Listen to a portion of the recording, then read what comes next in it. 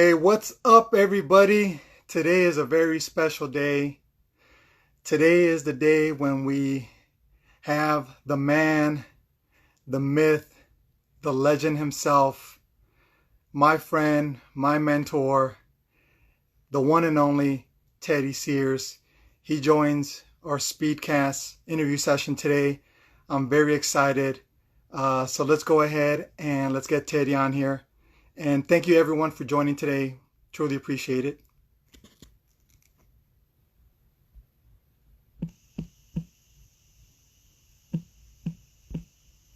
Just going to get him on here. Give me a sec.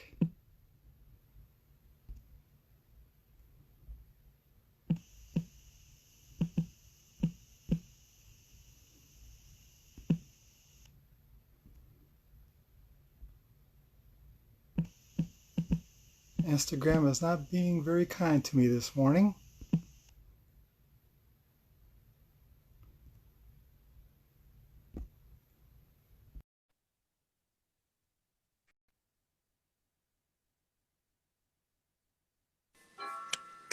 Teddy, What's up, Julio? How you doing, buddy? pretty good. How you doing, man? I'm doing good, man. I'm just sort of waking up here. I got my warm beverage. I got my PJ pants on. Look at all this, man. Yo, I just saw that my God, I know some of these people on here. I saw that my brother Christian joined. What's up, Christian? Oh, How you doing? Yeah. oh, nice, man. This is fun, Nice. man. This is really cool. Julio, thanks for having me on, man. This is really true. I've never done one of these before, so I will no doubt screw it up. I'm just going to be honest with you. Teddy, I know you haven't done this before, and I truly appreciate you choosing my Speedcast for your first IG Live ever. Thank you so much Dude, for your time. we Truly go way appreciate back, it, man. man. You and me, we go back. I haven't seen you in a while since, there haven't been any conventions to go to. But when was the last time we saw each other, man? I'm trying to think. Was it The, trying to the remember Reef, which show? Oh yeah, The Reef I in think it was at the in Reef. downtown LA. Okay, yeah. When we did that video Oh yeah. with the Black Flash makeup on and everything. It was That's right. That's right. Yeah. So this is cool. So you got people from where are people tuning in from? All over? all over the world, Teddy. You are loved everywhere, man. You Oh, are loved. that's not true. You have the fan base. It's Julio's world, buddy. I'm just living in it. You were too kind, Teddy. You were too kind, man. But you are the man. Like I said on Oh, my intro, you are the man, the myth, the legend. You are my mentor. Thank you for everything you do. Julio, man. Yeah, thanks, man. Thank you very much. I'm a little embarrassed. What? You are beloved, man. You are beloved. The entire world loves you, man. I mean, all the I messages can't that I even. got. I Yeah, can't it's even crazy, believe that. man. I can't believe that, man. But yeah, but thank you, man. This is cool. Look at all these. Look at all this stuff happening in the margins, man. All those Yeah, hearts. man. This is how uncool I am. Hey, audience, this is how uncool I am to not. I don't know any what's going on right now. But I'm learning. I've never actually done one of these. I mean, I've never been on one, but I've never done one myself. So I'm just gonna shut up and stop Dude, embarrassing you're cool, myself. man. You're good. All You're right, good, good, man. good, Keep good. talking, man. That's what we're here for. We're here to listen to you, man. We're here to listen to you. So, Teddy, how you been holding up with the quarantine and all that? I mean, have you been binging anything? Have you been reading anything? I know you like to. I mean, do you like to surf? I believe you go surfing sometimes, right? I do. I used to surf so much more, but I've started surfing again because it's the one sort of free thing I can do. I live somewhat close to the beach, so that's been pretty easy. Usually, before this all happened, I'm a big hockey player. I love to play. I love to skate. That's been my sort of biggest outlet, and that has, of course, stopped. And I'm not ready to go back and skate yet. Listen. My life is not that much different now than it was before this happened, in that, like, I spend most of my time at home with my wife. Pretty boring. Like, I love it. It's like there's extroverts and there's introverts, right? Like, my oxygen is not to go out and be in front of people and to be seen and to be noticed and to get attention. Like, that gives some people oxygen. Cool. I get my oxygen by, like, being at home and just, like, Mhm. I'm watching TV, I'm reading books, I'm hanging out. So we've actually been holding up really well. We got a pretty good routine here.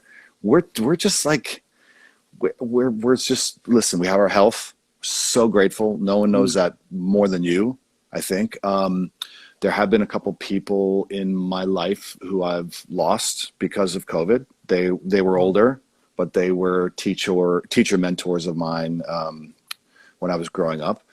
And yeah, like, God, we finally watched. It's like, what are you going to do but binge a lot of stuff, read a lot of stuff? Like, we got through Ozark.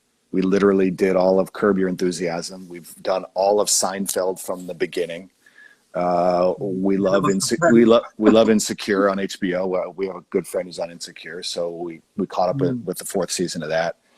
And but like, I mean, every day I'm grateful for. I try to be grateful for and remind myself of what really matters, and those to me are the little things. Like I can breathe, you know, I don't know. I like, we have a safe and quiet home life. Like we have the ability to feed ourselves, you know, like for me, and we're on the Corona budget, man. I'm sure a lot of people lost their jobs. I was at the start of shooting a pilot for NBC called Ordinary Joe, which we're going to go back and shoot at some point this summer or fall, and it was in Chicago. So we get one day of shooting in. This is Thursday, March 12th, and this is like either that day or the day before. Tom Hanks, Rita Wilson, the NBA, like it's like all of these sort of dominoes are falling, and the writing's kind of on the wall. We're like, there's no way we're going to get through this pilot. So we got through one day, and on Friday, March 13th, this is in Chicago. They pulled the plug,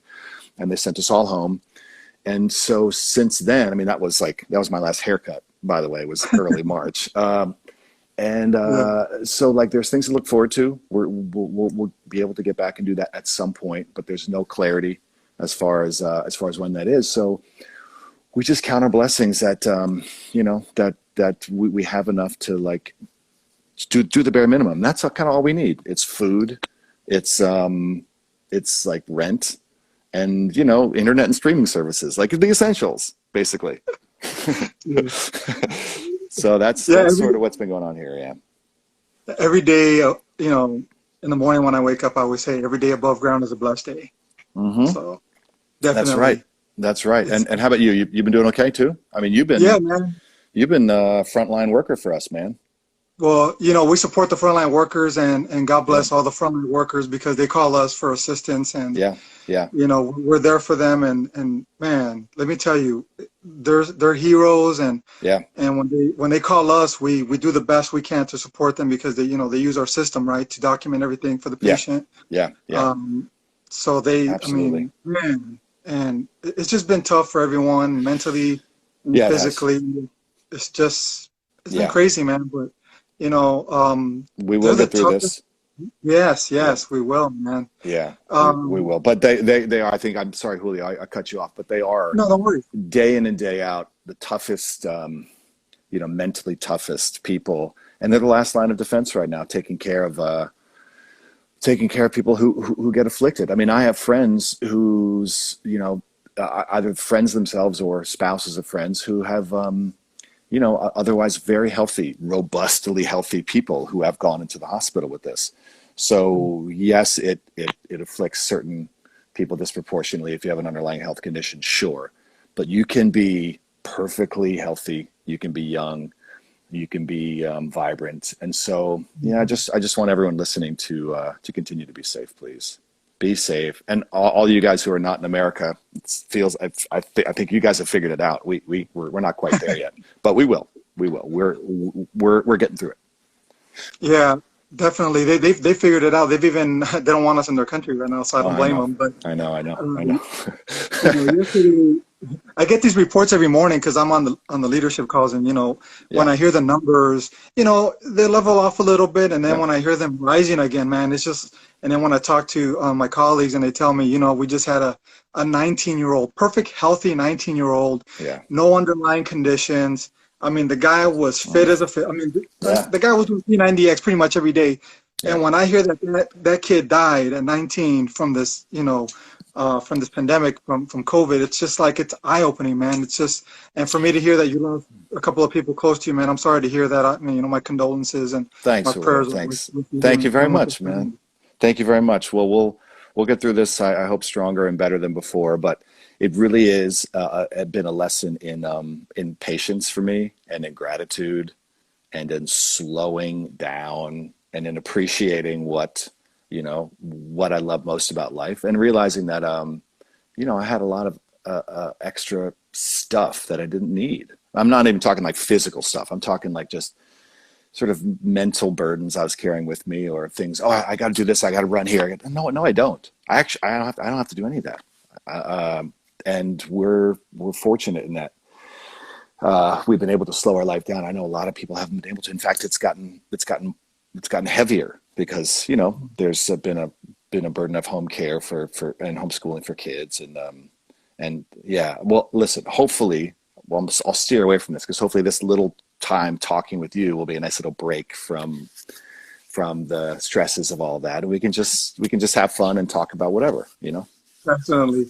And thank you for your thoughts on that, Teddy. I truly Of course, appreciate bud. that, man. You got it, man. So we're talking about Zoom, your famous character of Hunter Zolomon. You're loved and adored. So when your agent calls you Yeah. and he says, "Hey, man, I got this role I want you to read for." Yeah.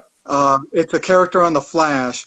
On the back of your mind, when you're going into this to this read, Mm-hmm. this when you're doing the audition, are you thinking, "Oh my God, this is a DC part. I mean, if I learn this part, am I ready for what comes next? Am I ready for the DC fandom, if you will?" Are you thinking that as you're reading the lines, or are you going in there in the zone, like Alex Ovechkin? Are you in that zone where you're like, Oh, "Man, I just gotta kill this part and land it"? I'm so excited that the Capitals are going to be back on TV this week with big exhibition games. Okay, get out of my hockey brain. So yeah, so this was June 2015, if you can believe that. So this is 5 years ago. And what's funny, Julio, is I remember that I remember getting a call. I don't remember if it was a call or it was probably an email.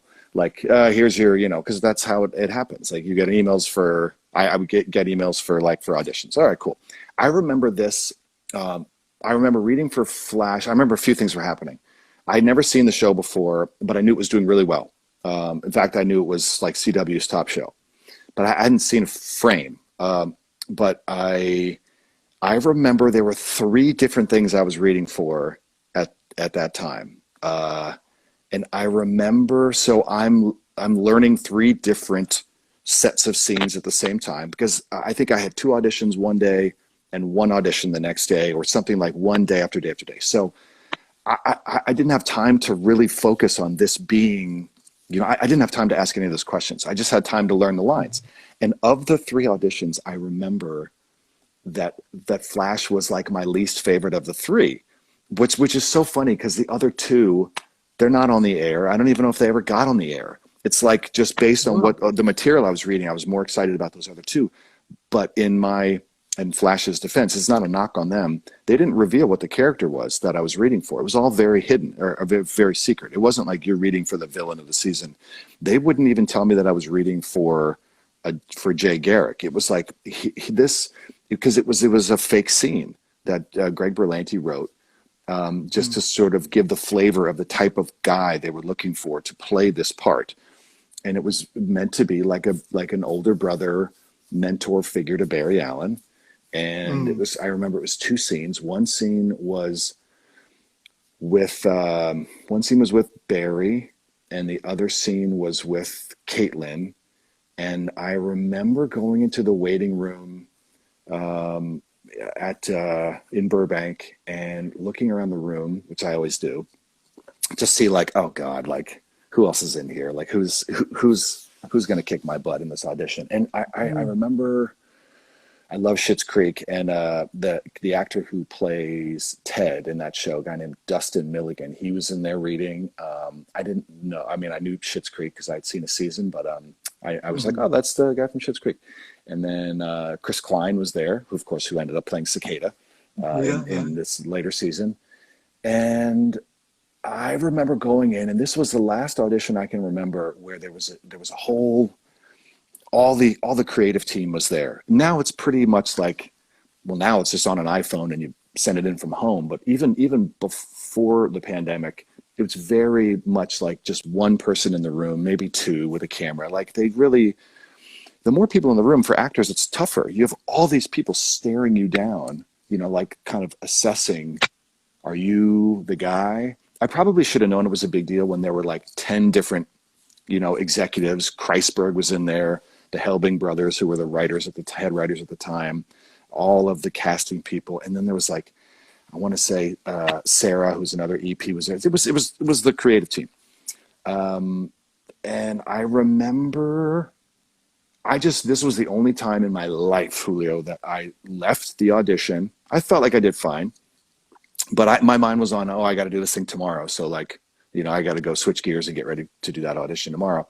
And I'm leaving the audition and I'm driving away and my agent calls and he's like, they really like you. Like that doesn't happen to me, which made me feel like, we might be onto something here. And then I remember discussing it with my wife, because it's 9 months in Vancouver. We live in Los Angeles. Like, how are we going to do this and how's this going to work? And I love Vancouver. It's my favorite city on the planet outside of San Sebastian in Spain, but I digress. And so we just decided like, I think this is the next right move for me. And I was coming off of Masters of Sex, which was doing pretty good on Showtime, but I was no longer a full-time cast member. So all this is to say, I'll circle back to just the final point, which is not until they announced it at San Diego Comic-Con. I wasn't there, but they announced that there's going to be this Jake Eric character. I'll just back up really quickly to say I got on the phone with the executives before I took the job, and they laid out the arc of the season for me. So I knew that I was starting as this guy Jay, and I was going to turn and be this bad guy at some point later in the season. So not until San Diego and they announced it did I begin to sort of think like, oh yeah, like people care about. No one's ever cared about anything I've done before, at least to me. Like, and then when we started shooting. And it started airing, I became really acutely aware of like, oh, people really care about this. This is not something that like you can't afford to not do, exceptionally well if you can get there. So anyway, Julio, it took me a long time to appreciate that. Like, oh, this show has fans, and these fans have fans, and this goes back, to the 40s. This is a golden age character here. And I did a ton of research and I fell in love with comic books, golden age comic books. And so that started the whole sort of sickness for me in the comics collecting and that whole thing. But to this day, it's one of the absolute best jobs I've had because the cast of The Flash is just, it's magic.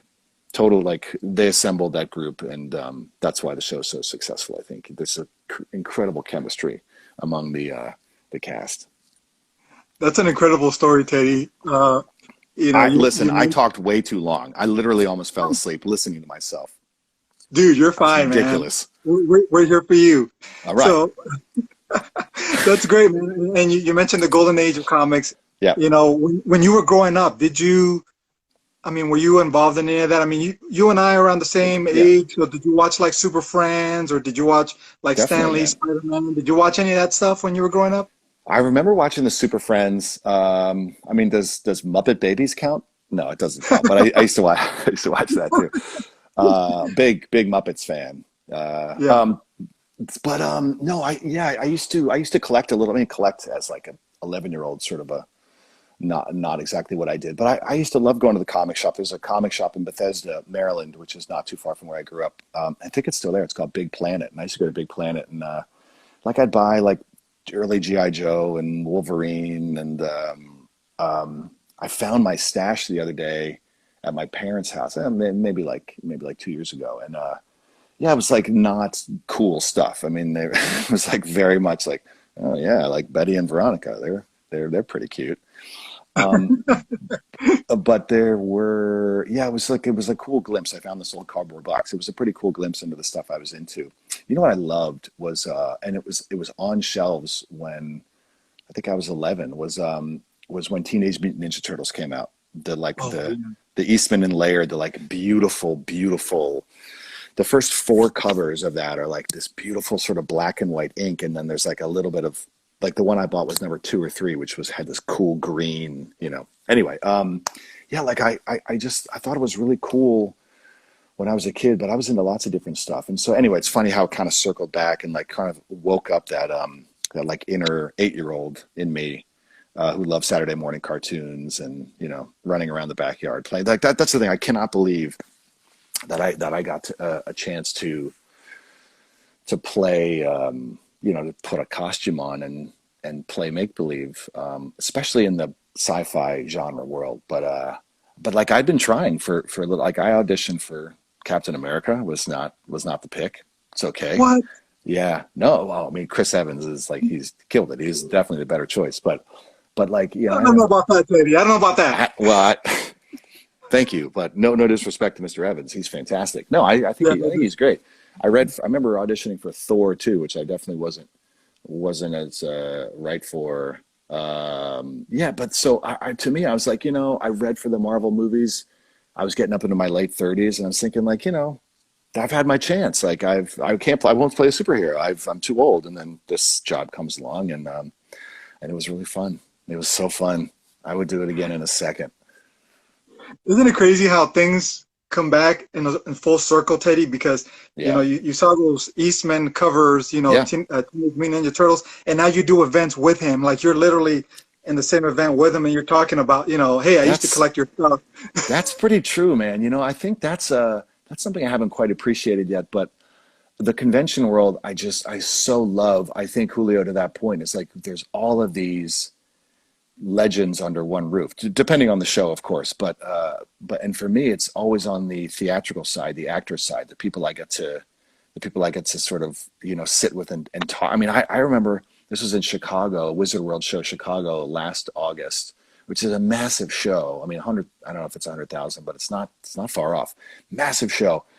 And going back to our little sort of backstage area where we can get lunch and just like grab a water or whatever. And I'm looking at this round table, and at the round table is like, there's Lou Ferrigno sitting next to Henry Winkler, who's sitting next to Zach Levi or Drew Powell, I can't remember, who's sitting next to Carrie Elwes, who's sitting next to my wife, who's sitting next to George Wendt from Cheers. It's like, it's such a, I mean, you know, the world is no longer just sci-fi. It's like, it's sort of pop culture. So you never know like who you're going to run into in these shows. But it is really, it's really cool. I miss that. I'm looking forward to getting back to when we can all be under the same tent together, doing Q&As and getting weird and, you know, meeting fans and all that. This will have to do in the meantime. Yeah, man, that's definitely until, you know, this pandemic passes, we can get back to what we love doing, right? Yeah. I mean, I heard that some soaps are filming. I heard some soaps. I know you started in the soap world, but I heard some soaps are filming. Yeah, some soaps are filming. A couple soaps. Tyler Perry's got a show in Atlanta that's been successfully filming. But you know, in Canada, where they shoot Flash and all those shows, British Columbia has handled it really well. Handled the cases really well, and so there are shows that are just about to, I see you, someone's saying notice us, I gotcha. I'm that in Canada and in Vancouver specifically, they're getting ready to start shooting again. I mean, I have actor friends who are already up there quarantining, getting ready to go. So to that end, I mean, I haven't talked to those Grant or those guys in a little while, but I'm sure they're geared up to go. I think they're getting ready. I think it might be next month, which is literally this week, August. So things will be shooting. It just depends on the location. It depends kind of on what city or state has handled it well. And you look at Canada, and they're getting ready to go. So that's good news. Yeah, kudos to Canada. I know that a lot of those shows are. I was hearing it the other day on the news that they're using their significant others. So the stars' significant others are being doubled in. For like the romantic and kissing scenes, so that's a good thing, right? That's what we talked about that yesterday. My wife's an actor too. We've been trying to exactly. You're seeing a lot more casting of husband and wife couples because it's just it's easier. Like you guys are already quarantining together, and you know, because like the kissing stuff is going to be. I mean, I don't, you can't pull it off. The Yeah. biggest problem, from what I'm understanding, which I don't know how they're going to solve this, but they have to, is testing, and specifically how fast you can get results back. If it takes 5 days to get your results back, it's you can't afford to wait 5 days Yeah. if you're testing actors 3 times a week, which is something they're talking about doing. So I'm not exactly sure. I mean, the union, the Screen Actors Guild, and the studios, it's like they are close to figuring this out, but they haven't yet. And I don't envy the job, but I know people are working really hard. I think studios have hired epidemiologists. Like, they Mhm. really need to get this right, and they want to. And we need it to happen. Like, look at how much Yeah. streaming has taken over our lives, I think, kind of for the best. And so we need on-demand content. And so, we got to get back to it. But once they solve that, I think you're going to start to see a lot more shows get Yeah. going. Yeah. With all due respect to the film industry, the feature film industry, I think right now, like you mentioned, Teddy, the streaming is blowing up. I Yeah. think streaming is where it's at. You guys have the spotlight. I mean, that's great, because a lot of the shows that were not being noticed are Yeah. now, Yeah. becoming Hmm. successful, and Yep. and are becoming mainstream, right? That's exactly right. You're seeing people sort of dive deeper into, like, what, Hulu or what Netflix has to offer. So it's great. And I think it's great for people's projects that have kind of been, you know, can we sell it? Can we not sell it? I imagine if you have something that's already done, you might have a pretty good chance of having it get bought. I don't know.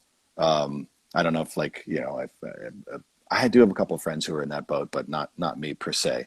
Okay, there's a couple of people that are just jawing on here. I got Jeff Hanger. He's a good buddy from high school. Hey, Jeff. Andy Hotchkiss. All right, Baby Kavanaugh. I'm not ignoring you. Stop it. Who's Baby? If your name is Baby, it's like, It's like, are you?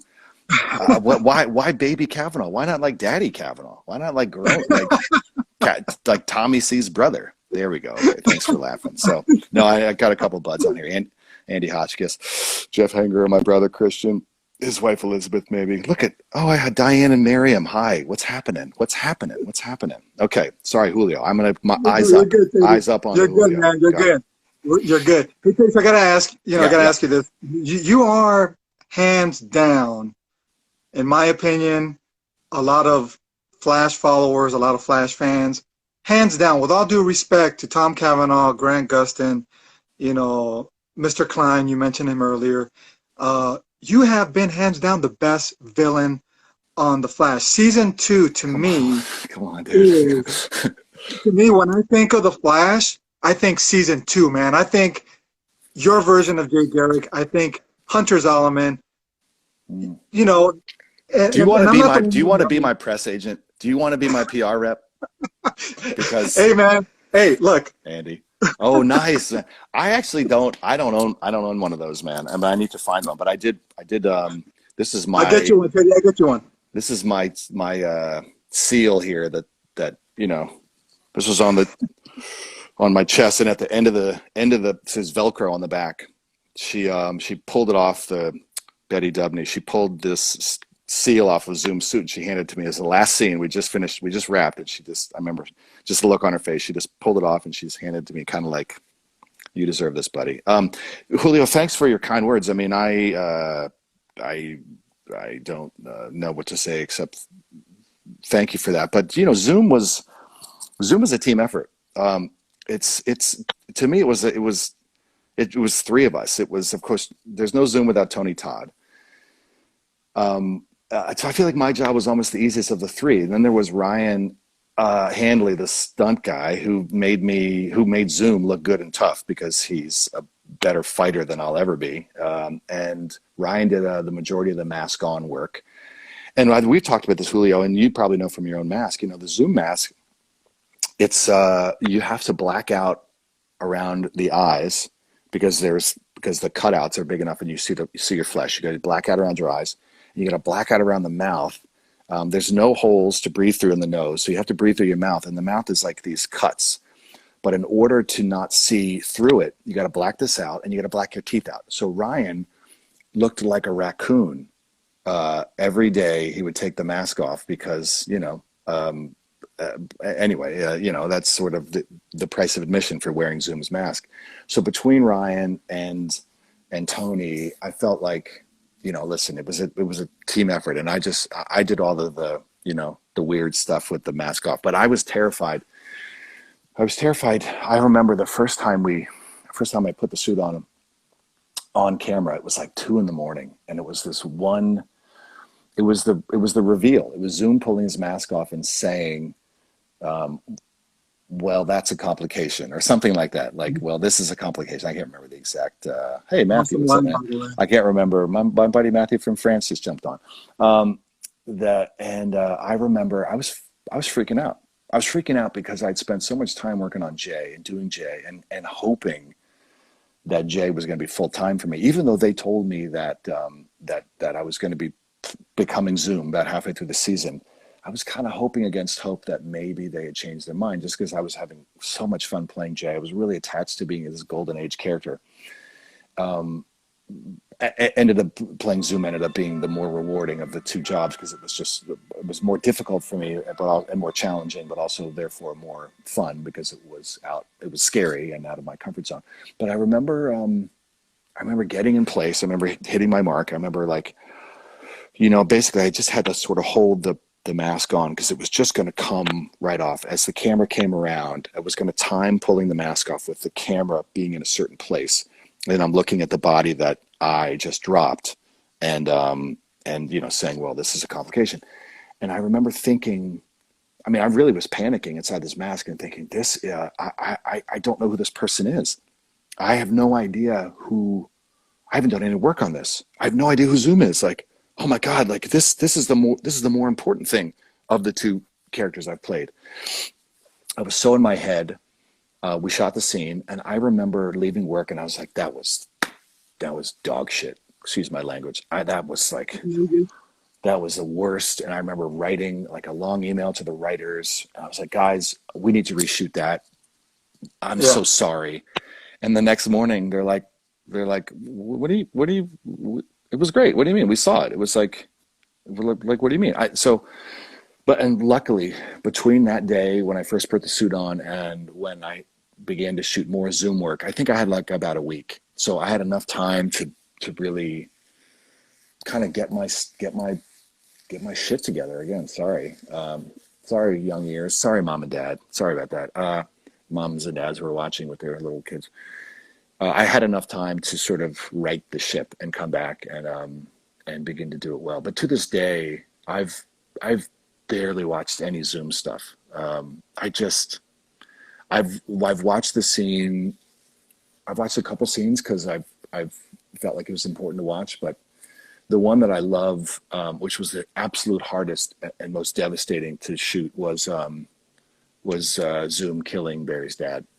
That was the hardest thing. There was a lot of crying. I mean, Grant was crying because Barry Allen is, he's trying to prevent his dad from dying, and I was dependent on the take, but I was crying. It was that was tough. That was tough, but it was. I watched that and I was really happy with the work. And I mean, clearly, Julio, I haven't looked at you in the last 46 minutes since I've been telling the story. No, you're good, Teddy. You're good. Difficult for me to sort of go back and think about it, but I've gotten a lot of nice compliments about Zoom, so I'll take the fans' word for it. But I haven't been able to bring myself to see it. I don't know. I'm weird like that. I mean, that's how great of an actor you are, Teddy, because you can that's such an emotional and poignant scene. Yeah. In that season, and as an actor, is it hard to go to that spot deep inside where those emotions come out on screen? I mean, some actors are quick to turn that on. Other actors need a moment. They need to get in the zone. They need to get pumped up. Oh yeah. Do you go? I mean, other actors think of a childhood moment per se, maybe when they were being bullied as a kid, and that brings those emotions out. What do you do to bring that out, Teddy? It's a good question, and it's something that's changed over the years. I mean, the older I get, the softer I get, and the less concerned I am about, like I used to be so concerned about, I don't know, like looking cool or I don't know, just trying to front like I was, like I had it all together, and just all of the stuff that I think a young man, or at least that me as a young man, tried to do. But the older I get, the less interested I am about what anyone thinks, and about, like, I just want to try to tell the truth, especially in my job. That's all about telling the truth. So, without delving into like tips or techniques, I just find, to me, that it always, it's always about the other people in the scene that I work with. And to work with committed actors, it's sort of, a lot of your job is done for you, in that, like, the other actor always holds you up to, it always holds you up in a scene where, if it's scary, or you got to go to an emotional place. I've learned that it's a safe space. Like, there's no, so it's like, to me, a combination between just, I'm, and I lost my mom 18 months ago to colon cancer. So, like, I'm cracked open, man. Like, what do I have to prove to try to look like I'm just bullshitting. Sorry, mom and dad. Again, not my mom and dad, but those moms and dads watching. Like, what do I have to gain by pretending to be anything that other than what I am? And when I go to work and have to do things like this, it just tends to, like, kind of flow from a trust with the other actors, and it's maybe the only place, in my life that I feel like I have full permission to just experience the full range of emotion, whether it's, like, anger, or sadness, or despair, or what have you. But to be honest with you, I have the hardest time, like, not laughing, not during those emotional scenes, but, like, I'm like that kind of guy, like, would always rather be doing something that's kind of funny or silly. So that's, like, the hat that I have the hardest time taking off, but to like get to those other places. But it's just, the older I get, the easier it is. And it's not like, it's easy does not mean not challenging, but it is just like, it's so much more like, all right, whatever. You need me to cry? Like, let's see if I can get there. But I'm not one of those guys who can conjure it up. I can't, like, I've heard stories of actors who are like, which eye do you want the tear to come out of? I'm not kidding you. I don't have that skill. I cannot conjure. I can't make tears come out of my eyes. And I take the pressure off myself. Like, once I relieved myself of needing to be someone I'm not, this is sort of like life in general, then, like, everything's just better. Like, I know that I'm not going to be that actor who's going to be able to do that. So why do I need to push myself to that standard, when I know that I can tell the story and tell the truth of the story in a way that that's just it's my truth. Like, you can hire an actor who can do that. I'm not that guy who can make him fly out of my eyes. At least I don't think so. But I will still tell the story as truthfully and accurately and honestly as you need me to. And I think that's why you hire me. Thank you for sharing that, Teddy. And I'm sorry about your loss. Thanks, man. Thank you. She's very happy, with your accomplishments, man. She's very proud of you. Oh, I think so too, man. Thank you. Proud of you. And for those of you out there that have not had the pleasure of meeting Teddy in person, let me tell you guys something. Hunter Zolomon, this is how great of an actor Teddy is. He is so ruthless on The Flash, but yet when you meet him in person, he is one of the most humble and nicest guys you're ever going to meet. So I hope that you guys, if you guys ever get to meet Teddy in person, hopefully in the future at some con, you guys are going to love Teddy, man. I've seen lines at LA Comic-Con that lasted hours. I'm talking about hours, because people want to meet you, and you're just one of the most humble guys, man. That's nice. That's nice of you to say, Julio, but those were lines. Those were like 5 years ago lines. You see me at a con now, you can walk right up. You can walk right up and say hi to me. It's like there might be 4 people in the line. I kid, but not really. This is another thing too, man, that as an actor that I'm learning, and it's so interesting to go to these shows and talk to these older actors. Like, it's an ebb and flow, man. There are great years, and there are some years where it's like, oh yeah, I didn't really work that much last year. But it doesn't mean anything other than, actually it doesn't mean anything. It's just like some years are, I think, better than others. And with I feel like with everyone in their careers, like, well, I mean, man, you look at any chart or graph, like how often does it just go up and to the right? Like there's roller coaster, it's ebbs and flows, man. But it's all okay. I think it's again, it's always about checking in with yourself and I don't know, and seeing like, yeah, is this where I want to be? Is this still what I want to do? And the answer continues to be yes. So here I am. Teddy, let's change gears a little Yeah, bit. buddy. Let's talk about a little bit about my favorite NHL team, the Los Angeles Kings. I'm just kidding. Yeah. We're gonna talk about your Washington Capitals. We're gonna talk about the DC area in general. Yep. Yeah. They've had a couple of very successful years in sports. Yeah. The Nationals last year with the World Yeah. Series, the Capitals the year before. Yeah. So my question to you is, if the Caps named you an honorary captain of the team, and they said, "Hey, Teddy, we're gonna give you the Lord Stanley. We're gonna give you the Stanley Cup for a day." What would Teddy Sears do with the cup? Just, I mean, I can't say what I would do. Dirty, We've heard filthy. stories, right? We've heard stories. Yeah, right. Um, I don't know. I just whoever picks it up after my 24 hours better come with PPE and a hazmat suit and get ready to disinfect that thing because it's gonna get weird. Oh man, the stories we've heard, right, Teddy? It's The just Washington crazy. football team. Yeah, I know. And then DC just changed the football club, the Washington football team changing its name. Yeah, there's a lot happening in DC sports, but it's funny, Julio, that like the gap from sports on TV has not bugged me one bit. Like I said, I'm so excited to have hockey back on this week, but it's actually been kind of nice. It's been like a whole kind of reset, for me. But yeah, I'm excited to see some hockey back on TV, man. The Kings, though, listen, I feel like we're losing people.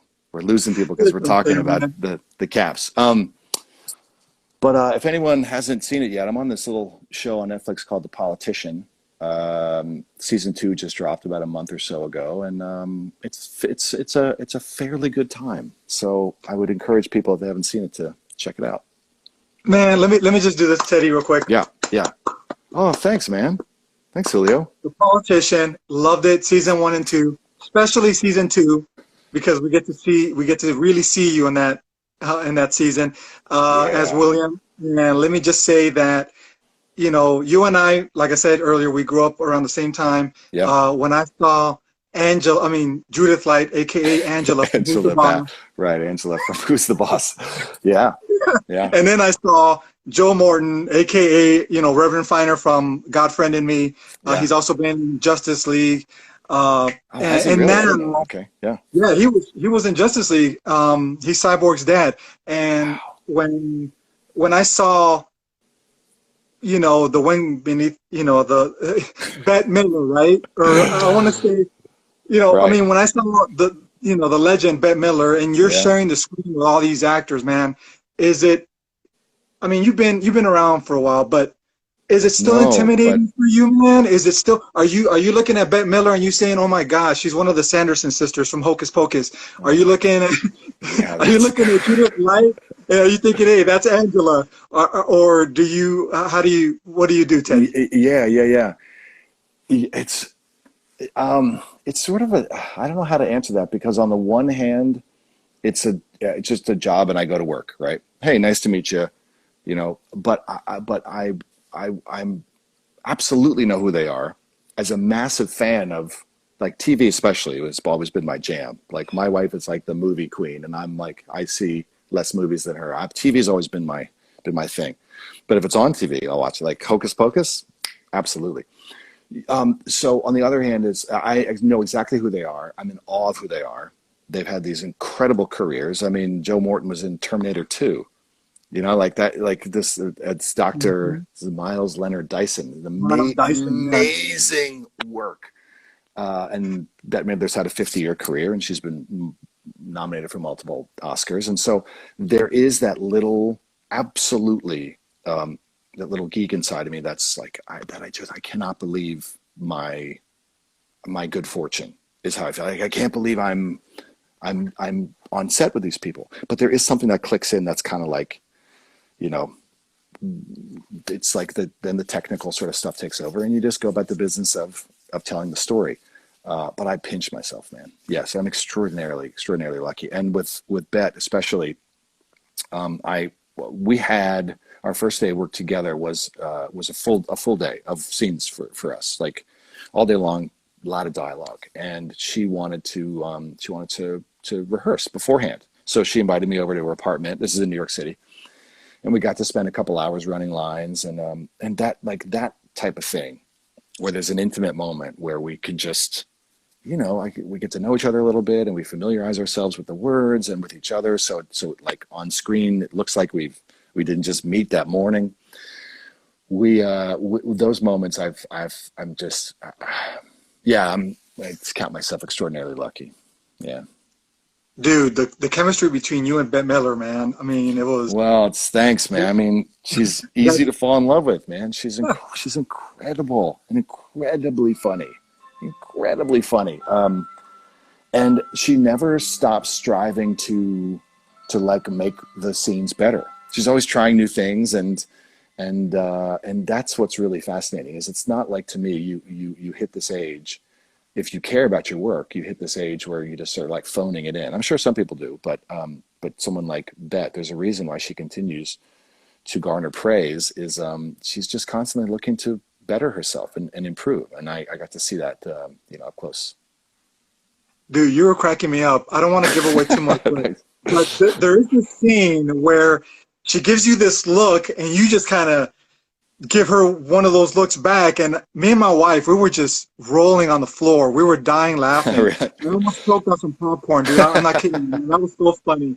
And that look you gave, Teddy, was just so epic, and it's so memorable, man. Thanks. But yeah, there was a lot of fun stuff. That for me is where the fun is. There's the words on the page, and then there's, you got to fill in the gaps with behavior. So the freedom to, take after take, try different things that I think are effective ways of telling a story that, again, aren't the words. That for me is really cool. And I was really happy, Julio, that they chose a couple of those takes where there were some more outrageous. I'm okay, Saad Jalali. I'm responding. I got you, man. I got you. I'm getting blown up by a couple of my buddies too. They're texting me. My buddy Jamie Leachman and John Lazaro. I do love Tom Cavanaugh. They're asking me, do I love Tom Cavanaugh? I do love Tom Cavanaugh. I don't have an older brother. I have an older sister who I love, but I don't have an older brother. And Tom for me is like sort of an older brother mentor. Hey, my buddy from Turkey. All right. But he's like an older brother mentor figure to me too. So anyway, now I'm all distracted because it's a banana. Someone is saying something, and I don't know what's going on. You got lots of fans, man. I'm telling you, man. I got to go eyes up. Baby Kavanaugh, I see you. I got to go eyes up here. Hey, Teddy, getting back to the Flash, I got to ask you, since you mentioned Tom Cavanaugh. Yeah. The 100th episode of season 5, where you made your epic return. Man, that was a well-kept secret until maybe like a few weeks before, it aired. Yeah, no one knew about it. Tony Todd, I think, said something at a convention, was like, "Oh yeah, we're coming back for the 100th," and yeah, I mean that's cool. It's a nice tease, but yeah, they were like, how was that working on the set again? How was it going back? Was it like riding a bike? Like, what was that experience like? I loved every second of it. I just had the biggest smile on my face pulling back up to that studio, because I had wanted to come back. I mean, just had the best memories from working on that set, and I was so excited to be back in Vancouver and to be back in the suit and to see Grant again. And Tom was directing the episode, so I got to work with Tom in a different capacity, and I got to spend a little time with Carlos Valdez, talking to him because I bumped into him as he was leaving. Dude, I loved it. I just loved it, man. I loved it. It didn't last long enough. We shot our 2 or 3 scenes in an afternoon, and I just wish that I had more It's like for me when I'm enjoying myself, the time just flies. Especially for me on set, it's like a flow state where like hours just sort of melt off um, the the clock. And before I knew it, it was over. And I was like, oh, just can we just do more? I want to do more. And I don't know. I mean, I kind of highly doubt that I would be back in any capacity in season 7. I mean, they certainly haven't talked to me about it. And at this point, it almost feels like you again. Like, why are you like, dude? We did that in season 2 and a little bit in season 5. Like, we don't need you again in season 7. But if there's any way to ever, cameo or just pop back up and see everybody again, it would be a dream. It'd be a dream. That's It'd be awesome, great. Tate. Yeah. We've talked about this before in terms of the possibility of having you come back. We talked about Hunter Zolomon, Earth One, Brandon Routh, who, Yeah. is a friend of yours. Yeah. He is able to play 2 characters in the Arrowverse. He plays, Ray Palmer, and he plays Kingdom Come Superman. Yeah. If that opportunity opened up for you, Teddy, who would you like to play? If there was a Jeez. second character. I'm a big fan of oh God, like because of Flash, I became a big fan of DC and their sort of whole universe. This is a bit of a random one, but there was a really cool series in the 50s that's since been rebooted called Strange Adventures. And Strange Adventures, I think there are. I don't know that each issue is open and closed ended. It might be. I mean, listen, I haven't read the run, but there are some really cool characters in that early 50s series. There's a guy named Captain Comet who I think is awesome, and I've always been a Swamp Thing fan, but I know that's already being done. So I don't know, man. I like, what would I? I mean, personally, I'd love to see Earth One Hunter Zolomon have some part in and maybe helping those guys like foil a metahuman of the week type of thing. Because, as far as we know, Hunter Zolomon is still living in Central City, just kind of sitting under that tree reading Siddhartha. But to sort of take a 10,000-foot view, I mean, if it ever makes any sense in the sort of story capacity of things to return, absolutely. But not for my own, not for my own ego or like, I don't know, like, oh, I just want to work again, give me a job. It's cool. Like, if it makes sense for them in that world, awesome. But if not, then hey, it's all right. It was a great time. Tasty Grant says yes. All right, so Julio, someone said that I'm ignoring them, and they were. Go ahead. That's it. Nasty Harsh. There you are. I see you, Nasty Harsh. Finally, they've just been blowing me up the whole time. What's up from Italy? Okay, you made my whole year. Awesome. Let's just roll through this real quick, guys, because Julio and I are running out of time. What do we got? We got Banana. Okay, Arabata. What's up? Nasty Harsh. Okay. Yes, I did reply. Nasty Harsh. We did this already. Earth One is Prime now. I didn't see that. Yeah, Tasty Grant. What's go? Okay. Julio, I'm back to you, buddy. No, Turkey. hey Teddy, are you okay? Yeah. We're down to about 5 minutes, and Yeah. I still haven't got to the fan questions. Yeah. Let's do that for sure. Are you okay if we run out of time to maybe do like a few more minutes after? Because Instagram only gives us an hour, so Sure. Are you okay with maybe doing it like maybe another 5 minutes or so to get to the fan question? Yeah, sounds good. Awesome. Thank you so much. You're welcome. Okay, so let's get to some of the fan questions. Before I do so, there are some quick shout outs. I want to do one, Teddy, and then if you could do yours. Yeah. So the first one I'm going to do is for Turkey the Flash, the biggest Flash account in Turkey. They love you very much. They just wanted to say that. That's really cool. Yeah, I've been in contact with a really nice dude over there. It would be really fun to go. Are there any conventions in Turkey? That'd be really fun to go to one of those. Meet some of those cats over there. But thanks, man. Turkey the Flash. Yeah, I know that dude. And I just want to say a quick hello to Jay Soriano, who I understand is one of our sort of like our diligent sort of front lines of defense, or like you, Julio, up there right now, helping all of us stay safe. So big shout out to Jay. Thank you so much, Teddy. That means the world to to Jay and all the frontline workers out there. thank you so much for putting your lives on the line. We truly appreciate all of you. Yeah, man. Thank you. Yeah, Um, we sure do. And I probably have some old pals watching, but you guys know Laz, Leachman, Henger, Hotchkiss. What's up, guys? Christian. Hey, guys. All right. Hey, Jay Soriano. All right, there he was. Okay. Sorry, Julio. Back to you, buddy. no, you're good, Teddy. You're good. So one of the first question that the fans have is, do you think you already answered this, but do you prefer? Excuse me. Do you Yeah. prefer playing a hero or a villain? I get asked this question a lot. I mean, Jay is a lot more close to who I am as a person, so that was a lot more comfortable for me to play, and I liked that one a lot. It was really fun, sort of being on Team Star Labs, being a good guy type thing. But the more rewarding, because it was more challenging and just harder and weirder, was playing the villain. Because I'm so much sort of more like the aw shucks guy in real life. To do something so different was really great. It was a gift to sort of swim in those weird waters for a while. So I don't know, Uh, both. I don't know. you're great at both, man. You're you're Thanks, you're dude. awesome at both.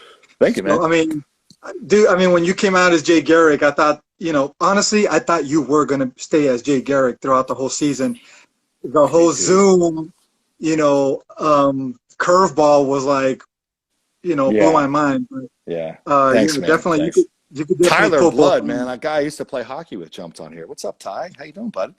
He's a great hockey player, great defenseman. Okay, sorry. Go on. Yeah. Dude, I never want to get cross-checked by you, Teddy. I do not want to get cross-checked by you. For those of you that don't know, Teddy's 6'4", and I don't want to say your weight, but you're a big dude, intimidating dude, and I can only imagine being cross-checked by you. I would be Paul Correa or Crosby trying to, avoid you, Teddy. Oh, Paul Correa. Man, Paul Correa. He was Cro- fast, man. He was he fast. was, man. And Crosby's arguably up there with the best that ever played, but he does play for, Yeah, we Pittsburgh. know that. They're The good. They're hated good. Okay. Penguins down there. Teddy, what was your favorite scene to film? And I think you might have mentioned it already, but was it the last scene where you kill John Wesley Shipp, his character Yeah, or I his mean, character? on the Zoom side of things, it's so weird to say that it was my favorite, but it was, because it was the most. That sort of to me was an example of doing something that's so scary and challenging, that ends up being okay. And it was a lesson in patience for me because I saw the scene as needing to be this one way, and the more we did it, the more it evolved, as you do with scenes. Like they sometimes these things change as you shoot them, and it got to a really great place ultimately. But it wasn't the place I thought it should be. But it's just the place you find with the other actors, and it ended up really being effective. And that's really what you want to do. You got to tell the story the best way possible, and it doesn't always match up with like sort of one's idea going in. The On the J side of things, my favorite would be the first fight with Sand Demon in episode 2, but we got to Mhm. reenact that famous Flash 123 cover from September of 1961. That for me is just such a thrill. It's because I'm such But a geek and I love that book. did you keep that? Did you keep that cover? Do you have that cover? I have. They made promotional posters for it, so I have that. Just it's like literally still in its poster thing. I haven't pulled it out yet. And as far as that specific comic book, that's something I've wanted to buy for myself. They're expensive, like crazy expensive. Yeah. That's something I've wanted to buy for myself for a long time. So eventually, I'll get myself like an original Flash 123, and just for my own sort of private collection. Yeah. And I noticed that you recently were able to get your own action figure, your Jay Garrick action figure, and your Zoom action figure. I Those found are hard to them. find, man. I found one in like the 99-cent bin in a toy store in What? Columbus. I'm just kidding, but it was in Columbus. It was in this just an amazing toy store. I'm forgetting the name of it, but it's in downtown Columbus, right by the convention center. Um, just like a kid's dream. Like, yeah, I mean, wall to wall, the stuff that we grew up with, right? Like the Star Wars and like World Wrestling Federation guys, and Hey, then I Teddy, found it. sorry to cut you off, man. Sorry Yeah, to cut you off. are we We got there? 18 seconds. We got Okay, 18 seconds. It's gonna end. So as soon as it ends, I'm gonna restart the live real quick. Okay. all right. I'll try to Um, get back in. okay. Thank you so Okay, much, you Teddy. got Sorry it. about that, man. No problem, man. See you I'm in a gonna end second. it. See you in a Everyone, second. come right back. We're gonna do Come another live back right now, in guys. like 5 seconds. Okay, bye. Yes.